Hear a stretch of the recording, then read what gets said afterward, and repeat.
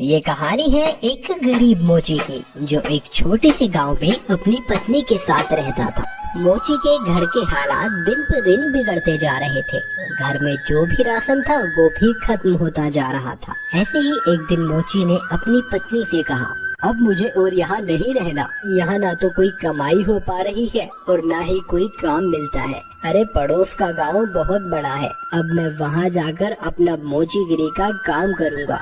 कुछ दिन घर से दूर रह लूँगा, कम से कम घर का खर्चा चलाने लायक कमाई तो हो जाएगी वहाँ। क्यों, वहाँ के लोगों के जूते चप्पल ज्यादा टूटे हैं क्या, जो आपको वहाँ जाकर ही मोचेगिरी करनी है? अरे अपनी जन्मभूमि में रहकर तो सिक्के कमाए नहीं जाते, पराए गाँव जाकर कमाएंगे ये पैसे। अगले दिन सुबह सुबह मोची चुपचाप अपने जूते चप्पल ठीक करने का सामान उठाकर दूसरे गांव की ओर निकल पड़ा। दोपहर होने तक वह पड़ोस के गांव माहुलबनी में पहुंच गया। हारा थका मोची जब माहुलबनी के बाजार में पहुंचा तो हैरान रह गया, क्योंकि वहां तो पहले से ही काफी मोची अपनी दुकान लगाए बैठे थे। अरे यहाँ तो पहले से ही इतने मोची अपनी दुकान लगाए बैठे हैं। ऐसे में मुझ अनजान मोची के पास ग्राहक कैसे आएगा? लगता है यहाँ से भी खाली हाथ ही जाना पड़ेगा मुझे। नहीं नहीं, खाली हाथ घर भी तो नहीं जा सकता। तभी मोची को ग्राहकों को अपने पास बुलाने की एक युक्ति सूझी।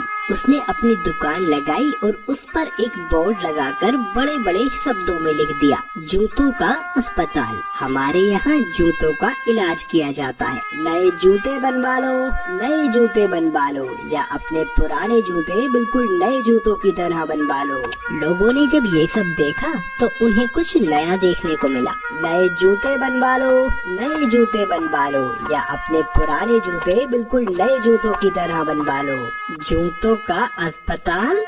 अरे भाई मोची, जरा मेरे इन जूतों का इलाज तो करो। हाँ हाँ जी सेठ जी, अभी किए देता हूँ। मोची अपने छोटे से अस्पताल पर बैठकर सेठ के जूतों का इलाज करने लगा। ये लीजिए, अब आपका जूता बिल्कुल स्वस्थ है। अरे भाई वाह, कितना हुआ इसके इलाज का खर्च? बस साहब, सिर्फ एक तांबे का सिक्का। लो ये लो। ऐसे ही दूसरा ग्राहक मोची के अस्पताल में अपने जूतों का इलाज कराने आया। मोची ने जूतों का इलाज किया, पैसे लिए और बाकी ग्राहकों का इंतजार करने लगा। आज तो मैंने बहुत पैसे कमा लिए हैं। अगर मैं ऐसे ही काम करता रहा तो बहुत पैसे जमा कर लूंगा और एक घोड़ा खरीदूंगा।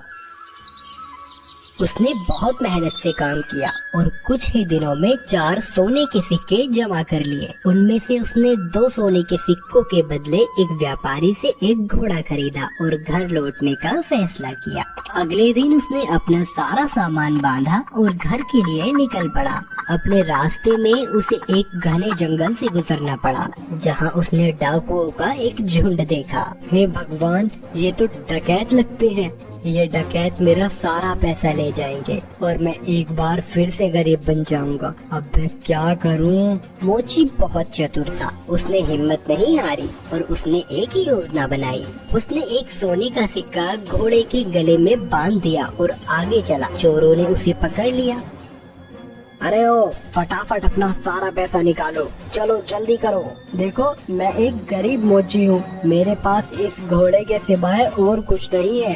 कृपया मुझे जाने दो डाकू भाई। जैसे ही उसने ये सुना, घोड़ा रेका और उसके गले से वो सोने का सिक्का नीचे जमीन पे गिर गया। अच्छा मक्कार झूठे, हमसे झूठ बोलने की तेरी हिम्मत कैसे हुई? अगर तेरे पास कुछ नहीं था तो ये सोने का सिक्का तेरे पास कहाँ से आया? रुकिए रुकिए, अभी मैं आपको सब सच बताता हूँ। दरअसल ये घोड़ा सोना उत्पन्न करता है, इसी वजह से मुझे सारे पैसे मिलते हैं। ठीक है, ये घोड़ा तुझे हमें देना होगा, हम तभी तुझे यहाँ से जिंदा जाने देंगे। नहीं, बिल्कुल भी नहीं। अगर मैं इसे तुम्हें दे दूंगा तो मेरे पास कुछ भी नहीं बचेगा। चलो, हम तुम्हें इसके बदले 50 सोने के सिक्के देंगे।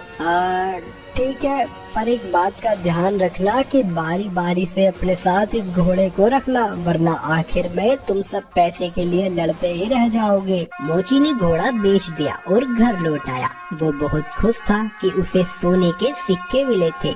इस पैसे से उसने अपने ही गांव में थोड़ी सी जमीन खरीदी। इस बीच डकैत भी घोड़े को लेकर अपने अड्डे पर पहुंच गए। वहाँ डकैतों के सरदार ने अपने आदमियों से कहा, इस गिरोह का सरगना होने के नाते इस घोड़े को सबसे पहले मैं रखूंगा। उन सब ने अपने सरदार की बात मानी और उस रात सरदार अपने अड्डे पर उस घोड़े के साथ सोया। अगली सुबह जब वो उठा तो उसने देखा कि वहाँ अस्तबल में कुछ भी नहीं था।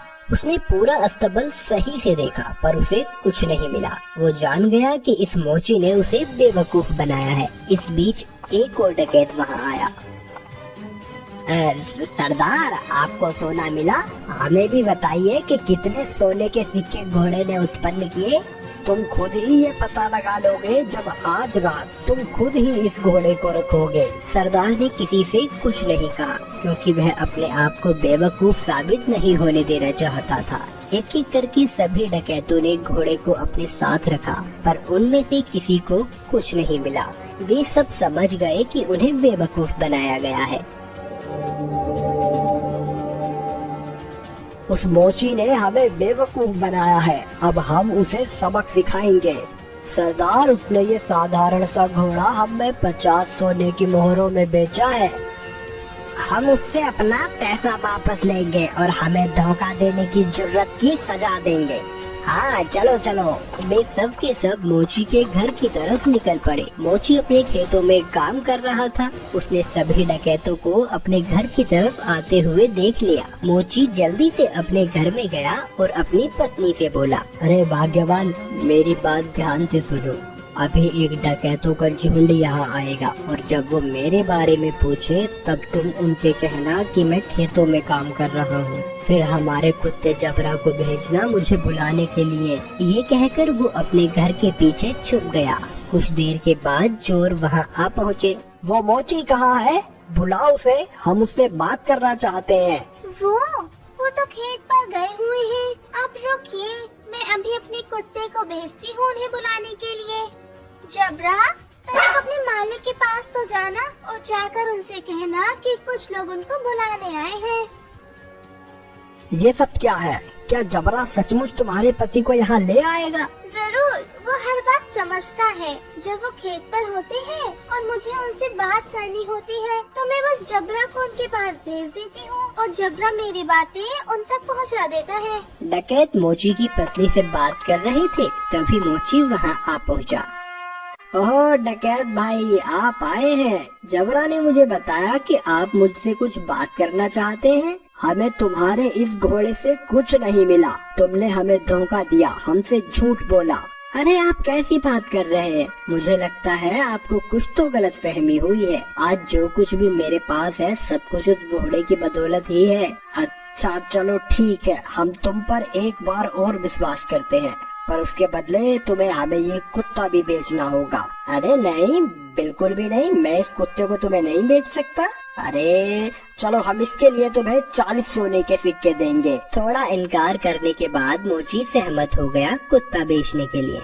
चोरों ने जबरा को लिया और चले गए। जब सभी डकैत अपने अड्डे पर पहुँचे तो सरदार ने ऐलान किया कि वो पहला होगा जो कुत्ते को अपने पास रखेगा। बाकी डकैतों ने उसकी आज्ञा मानी और चले गए। सरदार ने अपने बेटे श्याम को बुलाया। सुनो श्याम, मैं अब काम पर जा रहा हूँ। अगर मेरी जरूरत पड़े तो इस कुत्ते को मुझे बुलाने के लिए भेज देना।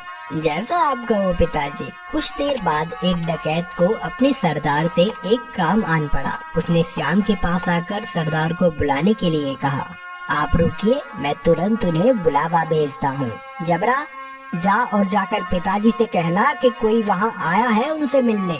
जबरा सरदार के अड्डे से भागा और बजाय सरदार के पास जाने के वो सीधा मोची के पास गया। जब सरदार घर वापस आया तब उसने देखा कि जबरा वहाँ नहीं था। वो जान गया कि जबरा जरूर अपने मालिक के पास गया होगा, तो वह अकेला फिर से मोची के घर गया। सुनो, क्या जबरा तुम्हारे पास आया हुआ है? हाँ, वो यहाँ आया है। मेरे ख्याल से उसे जरूर मेरी याद आ रही होगी। मेरी मानिए तो उसे थोड़ा सा समय दीजिए, अंत में वो आपको अपना मालिक स्वीकार करने ही लगेगा।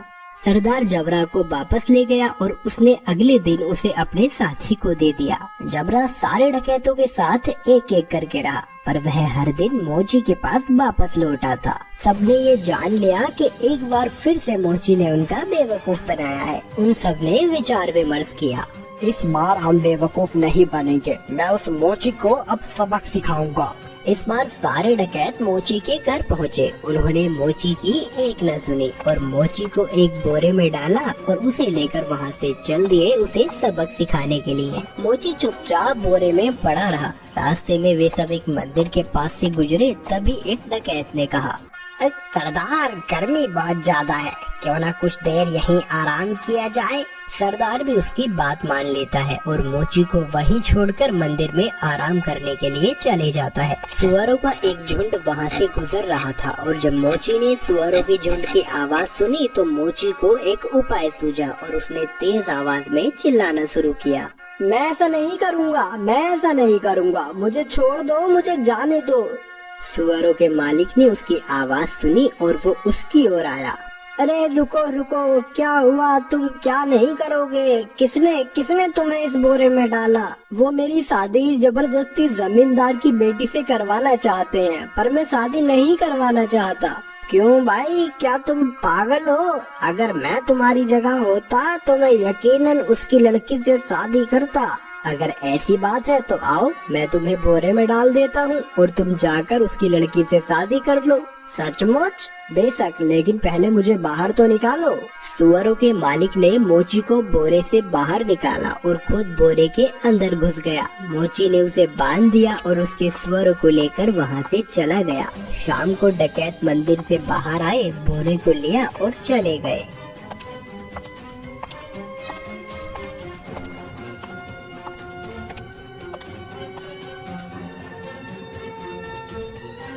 क्यों ना इस मोची को हम यहाँ इस कीचड़ में फेंक दें, ये इसे अच्छा सबक मिल जाएगा। डकैतों ने उसे कीचड़ में फेंक दिया और वहाँ से चले गए। वापस आते हुए उन्होंने मोची को सड़क पर देखा और वो हैरान रह गए। अरे तुम यहाँ कैसे पहुँचे? डकैत भाई, उस कीचड़ के नीचे एक जादू स्थान था और वहाँ बहुत सारा सोना था और बहुत सारे सुअर उस सोने की रखवाली किया करते थे। मैं इन सुअरों की मदद से वहाँ से वापस आया और कुछ सोना भी अपने लिए लेकर आया हूँ। अब फिर से वहीं जा रहा हूँ। अरे सुनो, हमें तुम उस जादुई स्थान पर ले चलो और खबरदार, तुम वहाँ रखे सोने को अब हाथ भी नहीं लगाओगे। अरे जैसा मैं कहता हूँ वैसा करो। ठीक है, अगर तुम जोर देते हो तो। डकैतों का झुंड उस कीचड़ के पास आ पहुंचा और एक एक करके कीचड़ में कूद गया, लेकिन किसी के हाथ कुछ न लग सका और इस तरह फिर एक बार मोची ने अपनी चतुराई से अपनी जान बचा ली।